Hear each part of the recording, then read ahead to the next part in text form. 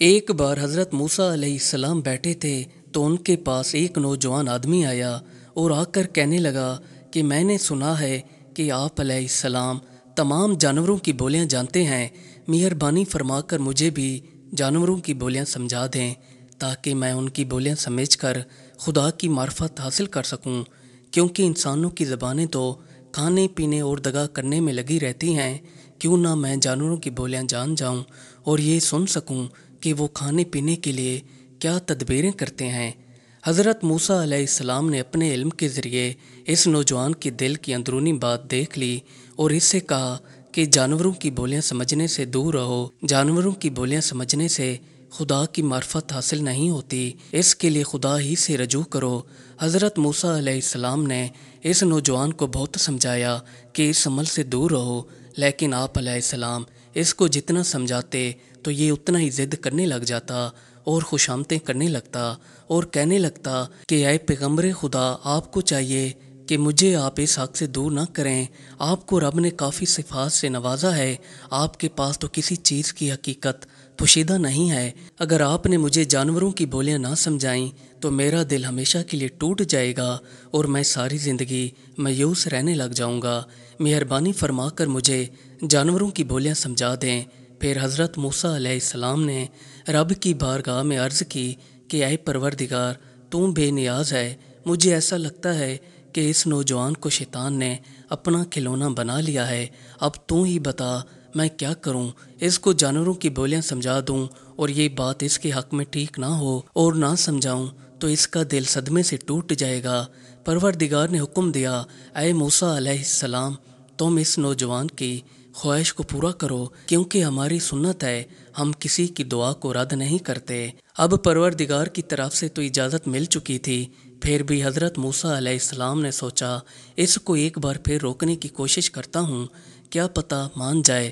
پھر آپ علیہ السلام نے اس بندے کو نرم لہجے سے سمجھایا کہ دیکھو، پروردگار کی طرف سے تو تمہیں اجازت مل گئی ہے اور تمہاری مراد اب خود بخود ہی پوری ہو جائے گی، پر یہ پٹی تمہیں شیطان نے پڑھائی ہے، تمہیں چاہیے کہ اس سے پرہیز کرو، اگر تم ان کی بولیاں سمجھ گئے تو مختلف مصیبتوں میں پھنس جاؤ گے اور پھر آخر میں تم پچھتاؤ گے۔ حضرت موسیٰ علیہ السلام کی بات نے اس شخص پر بس اتنا اثر کیا تو پھر یہ کہنے لگا کہ چلو ٹھیک ہے، آپ علیہ السلام ایسا کریں، مجھے صرف 2 جانداروں کی بولیاں سکھا دیں، ایک کتے کی جو میرے گھر کے باہر پہرا دیتا ہے اور دوسرا مرغ کی جو میرے گھر کے اندر پلہ بھرا ہے، مہربانی کر کے آپ علیہ السلام مجھے ان دونوں کی بولیاں سمجھا دیں۔ پھر آپ علیہ السلام نے اس کو ان دونوں کی بولیاں سمجھنے کی اجازت دے دی۔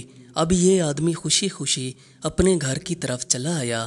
اگلے ہی دن یہ اپنے پالتو جانوروں کی بولیاں سمجھنے کے لیے باہر کھڑا ہو گیا۔ اسی دوران گھر کی نوکرانی آئی اور اس نے کپڑے کے اندر رات کی بچی ہوئی روٹی کا ٹکڑا باہر پھینک دیا۔ وہاں پر مرغ آیا اور مرغ نے آ کر چونچ سے وہ ٹکڑا کھا لیا۔ جیسے ہی کتے نے دیکھا تو کتا کہنے لگا کہ یار، تم تو بڑے ہی ناشکرے ہو، پیٹ بھر کر دانہ چگ لیتے ہو، اب یہ ٹکڑا ہمارے لیے پھینکا گیا تھا، تم نے وہ بھی کھا لیا۔ مرغ کہنے لگا کہ تم فکر نہ کرو، کل تک ہمارے مالک کا گھوڑا مرنے والا ہے، تم پیٹ بھر کر اس کا گوشت کھانا اور مزے کرنا۔ یہ ساری باتیں مالک سن رہا تھا۔ اس نے جا کر گھوڑے کو بازار کے اندر بیچ دیا اور وہاں سے پیسے لے کر اپنی جیب بھر لی۔ جیسے صبح ہوئی تو دوبارہ نوکرانی نے باسی روٹی کا ٹکڑا کتے کے آگے ڈال دیا۔ پھر مرغ کہیں سے چلتا ہوا آیا اور آ کر وہ ٹکڑا کھا گیا۔ کتا پھر منہ دیکھتا رہ گیا۔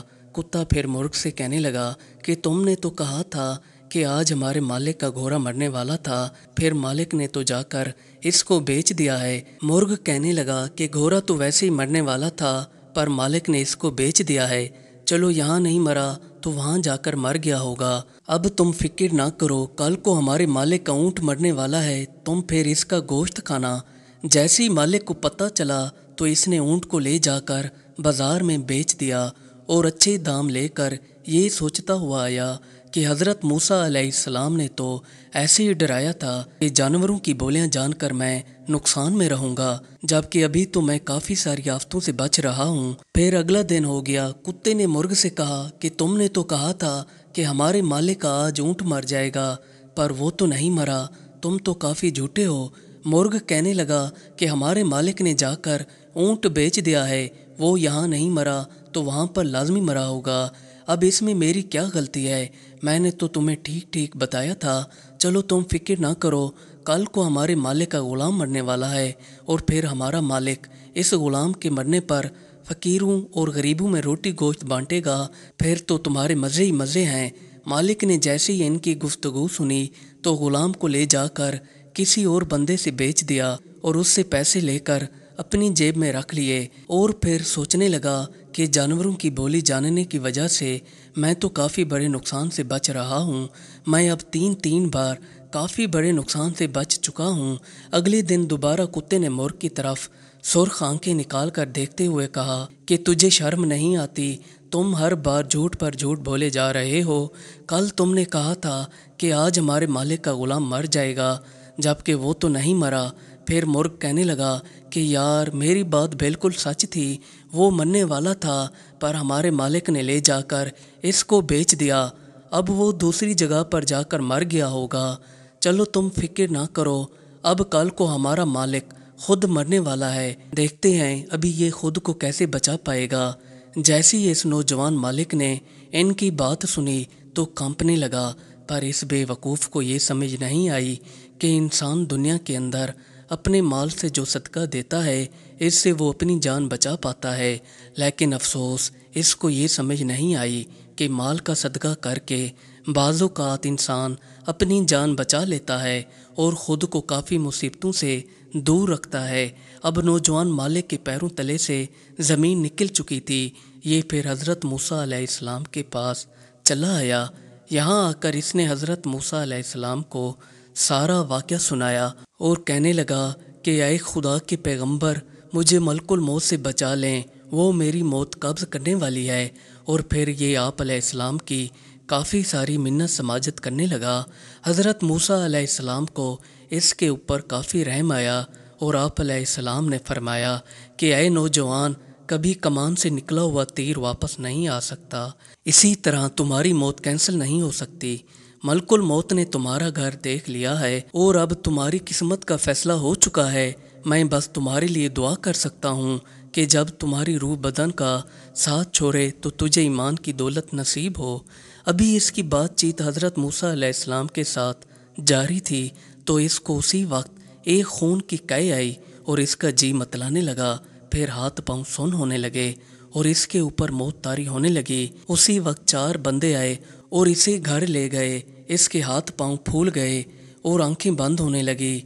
आखिरकार इसने एक हिचकी ली और अपनी जान परवरदिगार को सौंप दी। हज़रत मूसा अलैहिस्सलाम ने जैसे ही इसकी मौत की खबर सुनी तो आप अलैहिस्सलाम ने परवरदिगार से दुआ की कि इस बंदे को ईमान की दौलत नसीब फरमा।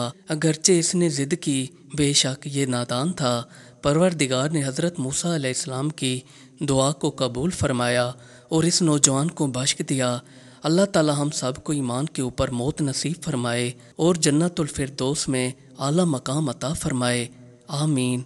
मज़ीद अच्छी वीडियोस देखने के लिए हमारे चैनल को सब्सक्राइब कर लें। शुक्रिया।